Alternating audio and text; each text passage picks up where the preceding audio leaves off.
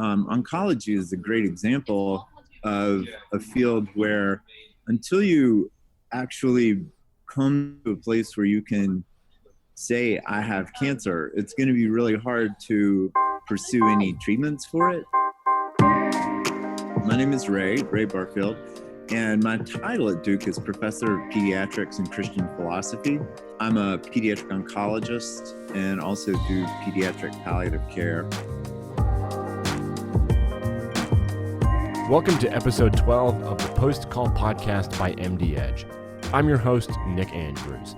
In this episode, Dr. Barfield joins us to talk about physician burnout and how he's taking it on after he nearly walked away. Here now, Dr. Ray Barfield joins me via satellite.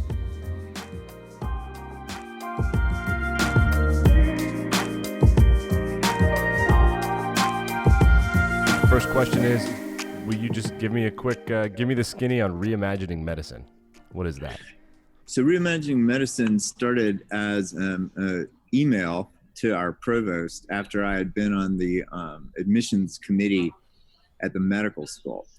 And all of the letters of recommendation and the essays and those sort of things that were coming in just had a feeling they were amazing students, but there was a checkboxy kind of feeling to it and not as much focus on the character, the kind of person that we hope will walk in the room and say, hi, I'm your doctor.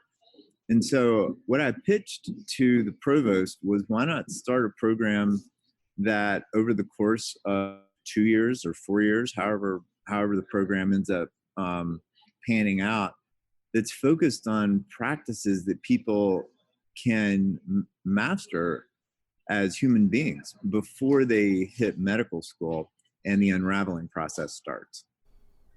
Yeah, and that's where I think we wanted to jump in, and one of the big reasons that we started the Post-Call podcast is things like that have been sort of, I don't want to say purposefully ignored, much more, I would say rediscovered, that we're learning that there's this extra element to dealing with patients and dealing with yourself. So your journey, as we read on the, on I believe it's like a Duke website, sort of introduces this, and it feels very emotional, and I wanted to know a little bit more of how you got there and what it felt like for you. And I'm sure it was this big moment, but that the moment lasted much longer than an epiphany, and it's become a bit of a slow burning a thing for you deep inside.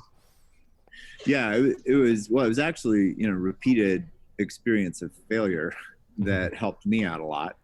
Wondering why it was so hard for me to do certain things in medicine, and why conversations and family meetings weren't going in a way that they would end just feeling like we had ended up with conflict, or that we had not even found each other, but the stakes were high and things were moving quickly and decisions had to be made. And so I started asking myself, what's going on? And realized one thing, it's not, I was perfectly empathetic. I went into medicine for the right reasons and wanted to be a really good doctor. But I spent, 80 to 100 hours a week in training for 4 years of med school, 3 years of residency, and 4 years of fellowship, which is a lot of training. And in that time, almost all of my formation was around how to try to fix rogue biology, which is fine. Of course, I need to learn how to do that part, but almost no formation around how to stay in the room when things are really uncomfortable, how to be present to someone who's facing a significant loss, how to continue to be a doctor in some meaningful, humanly interesting way when we've sort of sailed past the last beacon of hope for a cure, but the person's still here. Right. And so I started trying to learn how to do those things. And over the course of several years, I began to realize that when this guy came to start a palliative care program at my last institution, and the kinds of things he was talking about were the kinds of things that I really needed in everyday situations to do doctoring the way I wanted to. So I started paying attention to where I was failing. And then when I got into palliative care and I had the chance to be in conversations where other people were leading a meeting, I was able to watch and see, well, where do things go? Where does this thing go off the rails? And started figuring out just a handful of things that were never addressed in my training that seemed really important to the formation of of of a doctor, and started asking, well, how what kind of practices, concrete practices, would help people begin to develop that, and that's what we've put into reimagining medicine. Yeah, it seems to me like, especially because I started my medical media career in oncology, and it's something I've talked about on this show and with others openly, and I found it to be one of the most complex situations that a human being can experience, because it's almost not a disease. It's like the antithesis of life, and those lead to questions like, what are we going to do at the end, and what is dying with dignity? And you think, well, palliative care is really seems to be a helping hand when that's what you need the most, when you can kind of accept this. And so now, flash forward, and I've been sort of hoping to be on the forefront of helping physicians and all of those in patient care get better. And what I'm learning is that the more time that physicians and clinicians of any kind spend with a patient being human, that seems to re-energize both of them. As a history nerd, you find this fallacy of deferring to authority for years, and doctors are just thought of as these geniuses and no one questions it. And then with the rise of Google and the internet and high-level educations, people are starting to question things. And there seems to be, over the past couple decades, quite a thick barrier between the person with the degree and the person who's receiving the care. And it just seems, I don't want to say there's a lack of trust, but there just seems to be a massive miscommunication. I want to know, how have you, in this program, since its inception, how have you sort of started to address that barrier? Well, one thing is, it kind of helps to acknowledge the barrier. And oncology is a great example of a field where, until you actually come to a place where you can say, I have cancer, it's going to be really hard to pursue any treatments for it. And it's the same way with some of these barriers to communication, and beyond communication, things that end up being isolating to patients who are suffering, isolating to doctors who are supposed to be these sort of solitary, brilliant, always has the answer kind of people. Everyone ends up alone. So beginning by doing what you're doing in the podcast, which is pressing on, hey, there is a problem, is the starting place. I think the next thing, concretely for me, was to say, well, what happens? Where do things go wrong? And there's a few things that, so here's one, for example.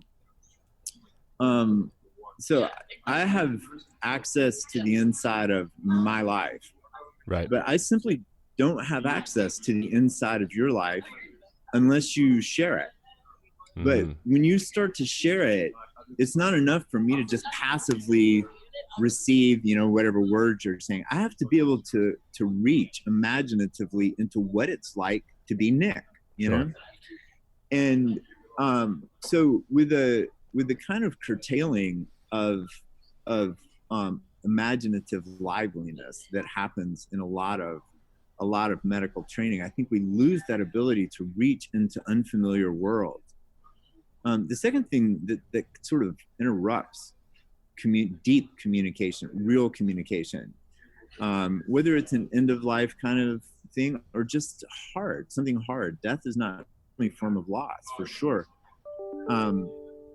And I think it's an ability to be nimble in responding to the unexpected. And so in reimagining medicine, I was, started thinking, well, how do you teach nimbleness in response to the unexpected? And I had been to a couple of improv shows and where they had to like pretend like they were, a hippopotamus in a desert or something like that. Yeah. And I thought, that's it. No one's trying to be funny, but that kind of ability to respond to when someone else says, okay, here's what reality looks like. Right. And you're like, okay, well, I didn't expect that. But if that's what reality looks like for you, let's start there. And so the principles of improv turn out to be really deeply human principles of responding to the truth of another person's world. They're profoundly, sort of principles that express respect for the other. And it turns out that when you see two really good improvisational actors, the interaction between them is exactly the kind of interaction you hope in a respectful, I would even say loving kind of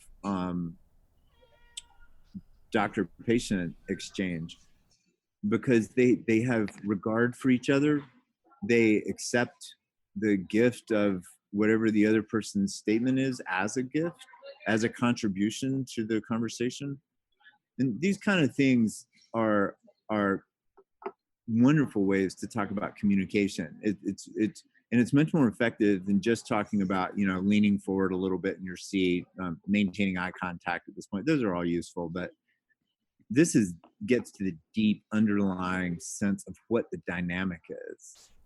Yeah, and I'm glad you brought that up, because in one of the previous episodes of Post Call, we interviewed this medical student from Thomas Jefferson and a theater director from a theater that is on the campus of the medical school in Philadelphia. And what they've been doing for about 5 years now is offering a course to any medical personnel that's either employed by or practices at the hospital.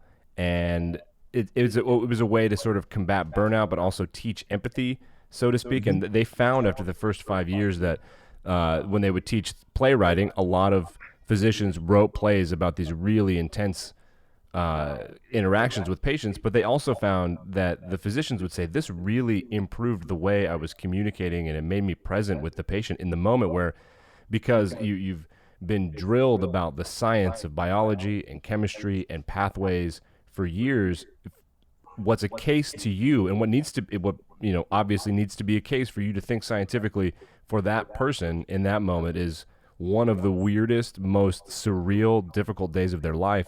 And I don't want to have to, express sympathy that weighs you down for years, but empathy to say, man, I need this to be a case so I can address it as a physician. But for them, this is not a case. This is a very intense moment.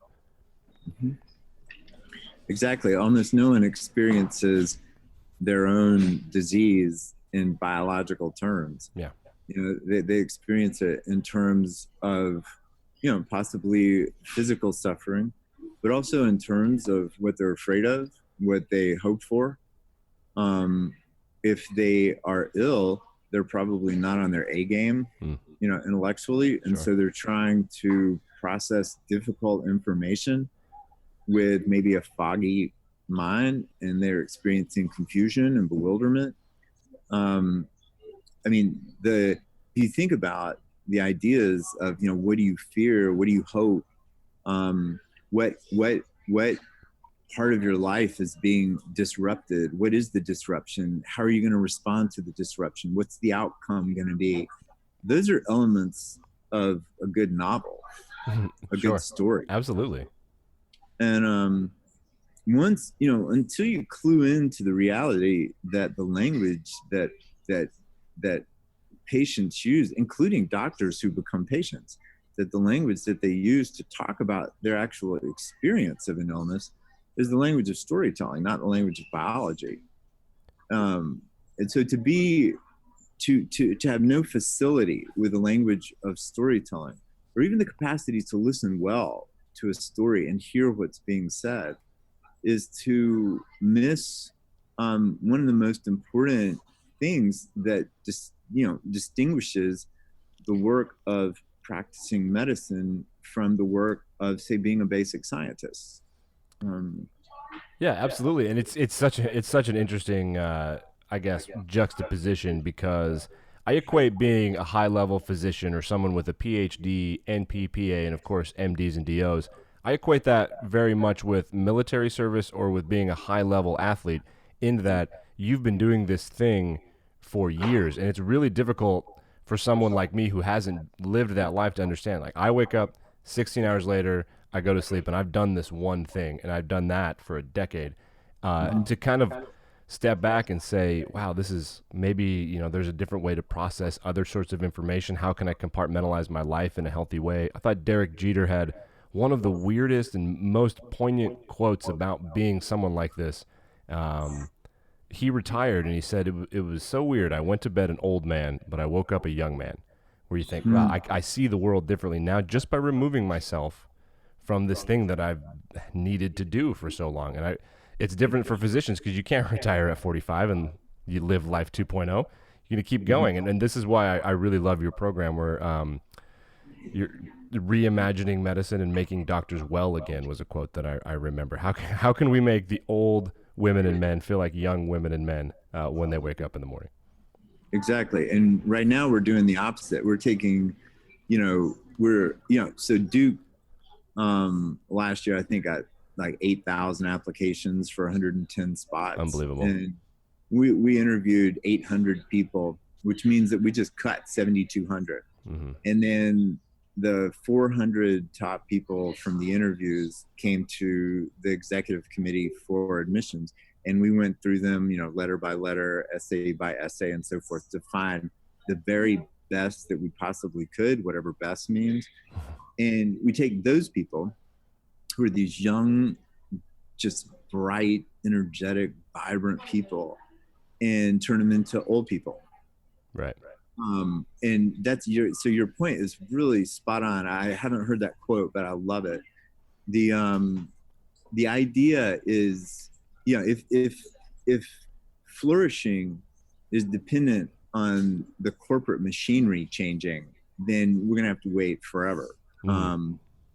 The question is, so however dysfunctional the institution of medicine is, especially after the sort of corporate transformation of American medicine, is there any way to flourish anyway? And the answer is yes. But the discussion is one that needs to be sustained and deepened, and it needs input from people who have not been injured by the training itself. Yeah. And so we need help from outside. Sure. I think that makes a ton of sense to me. I think I was impacted greatly when a friend of mine who I met, who is a resident, recommended I read The House of God as a way to understand what their life was like. And we had Samuel Shem on the show way back when it started in September. And it was really, really fascinating to talk to him. The book was spot on. I watched Scrubs, and you think, wow, this humor and these gags of flashbacks are masking this tremendous amount of pain and loneliness that these characters are feeling. And but I think that things like that sort of tear down the wall and say, like, man, your doctor also does not like spilling coffee on themselves and is nervous to get married, and they're people as well. But I also it rubs me the wrong way sometimes, and this happens in society and politics, and I've noticed it in medicine where you say the system, and people say society doesn't do this or that. Well, we're all a part of that. That's right. Every single human being on the planet is a patient of something at some point that you start your life as a patient. So it's just like I encourage people who are not in medicine, my friends and family, like, just what can you do when you go to the doctor's office and say, like, come with the poignant information. Understand that they don't want to be entering data into computers any more than you want to be looking at their back. Mm-hmm. But also pressing forward to EHRs and the way the system works, pressing the people who can make a difference in those things to make a difference as quickly as possible. Exactly. And the thing is that, whatever the realities of corporate American medicine are, whatever the realities of the current state of the electronic medical record, when you close the door and you're in the room with this other human being,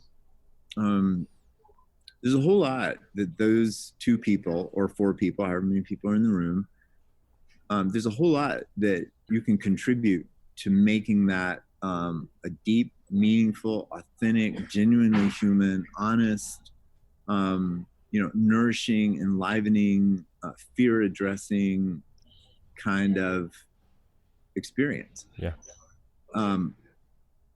There's a fatigue that comes by the the institutionalization of practitioners and the institutionalization of patients.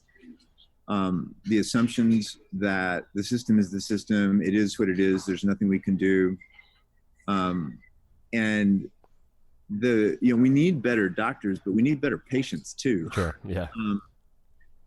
We need to recognize that, at least in a developed country like ours, so much that is humanly interesting and important and mysterious is in some way deeply touched by the institution of medicine. Yes. Most people are born, their lives begin, as you said, inside the context of medicine. Most people die in some relationship to the context of medicine. We, attend to our, a lump comes up and all of a sudden we're afraid. The lump may be nothing, but sure, it may be the first time that we've thought about our own fragility, our own mortality, in 20 years, because we've been distracted by some combination of work, family, and Facebook. And the fact that birth, death, fear, contingency, vulnerability, fragility, loss, hope, all these things come up in the context of medicine means that to lose what happens in that room simply because the institution has become corporate, that we can change what happens when the door closes. Yeah. We can change that by being better doctors and better patients. And by doctor, I don't mean MD or DO. I mean person who is interested in healing. Yeah. Yeah.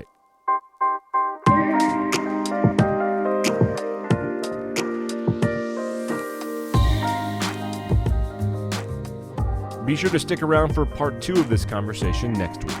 For MD Edge, I'm Nick Andrews.